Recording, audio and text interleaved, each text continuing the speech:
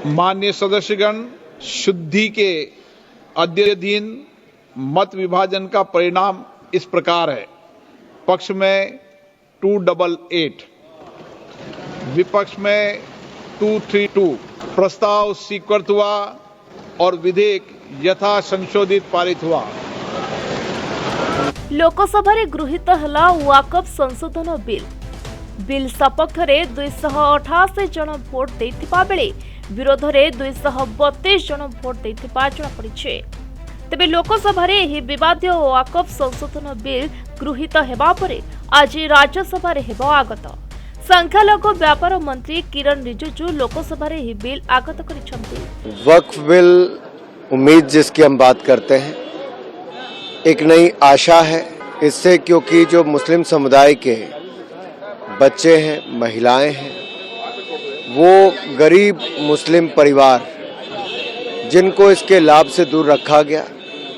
पिछले 75 वर्षों में 60 वर्ष कांग्रेस की सरकार रही और 1995 के बाद 2013 में जब इसमें संशोधन किए गए तो इतनी ताकतें दे दी गई कि मात्र 200 लोगों के हाथ में है 2 लाख करोड़ रुपए से ज्यादा की संपत्ति, 9 लाख एकड़ से ज्यादा जमीन, और यही नहीं, जिस जमीन से लगभग 12,000 करोड़ रुपए साल की कम से कम आमदन हो सकती थी सच्चर कमेटी की रिपोर्ट के अनुसार, यानी कि पिछले 20 सालों में 2.5 लाख करोड़ रुपए से ज्यादा अब तक कमाई हो गई होती, गरीब मुसलमान भाई और बहनों की भलाई हो गई होती। बिल उपरे 8 घंटा धरी आलोचना चलीथिला। विरोधी 232 जन भोट देथिबा बेले विरोधी दलक दाबी मुताबक एही आलोचना 12 घंटा को वृद्धि पाइथिला। शासक एनडीए और विरोधी दल मध्य घमाघोट वितर्क पर राति 12:30 रे भोट ग्रहण होइथिला। बाचस्पति ओम बिरला 12:40 रे फलाफल घोषणा करथिले। हमने अपनी बात रखी, बहुत सारे साथी अपने जमीर की आवाज को नहीं सुन पाए, इसलिए बिल पास हो गया। लेकिन हम इस लड़ाई को अधूरा छोड़ेंगे। हम लोग सड़कों पे इसको लड़ेंगे, जैसे हमने किसान आंदोलन लड़ा था उसी तरह से हम लोग सड़कों पे लड़ेंगे और जब तक लड़ते रहेंगे जब तक जो है किसान आंदोलन ये बिल भी सरकार वापस नहीं देती। जब नोटबंदी की गई थी तब भी यही कहा गया था इससे लोगों का भला होगा। जब किसान बिल आए थे कानून में तब भी यही कहा गया था, हमेशा यही कहा जाता, लेकिन उसका परिणाम बाद में पता लगता है। मैं आज आपको कह रहा हूँ 4-6 महीनों में हमें पता लग जाएगा कि सरकार का एजेंडा क्या है। इसलिए क्योंकि ये बिल कॉन्स्टिट्यूशन के अगेंस्ट में है, संविधान विरोधी, इसलिए हम लोग और मुसलमानों के खिलाफ है, इसलिए फिर भी हम अपनी बात को सड़क पर जाकर रखेंगे। आज हमने पार्लियामेंट में रखी है, अब हम सड़क पर जाकर अपनी बात जनता के बीच में रखेंगे। तेबे 1995 वाकफ आईन रो संशोधन पाई एही बिल आनिछंती केंद्र सरकार। तेबे जेपीसी द्वारा बिल नहीं आलोचना बेले विरोधी मत को ग्रहण कराई नथिबा विरोधी अभियोग आनी एहाकू अणसांविधानिक बोली कहिथिले। तेबे संख्यालघु को अपमानित करिबा पाई एही बिल सरकार आनिथिबा अभियोग करितला कांग्रेस।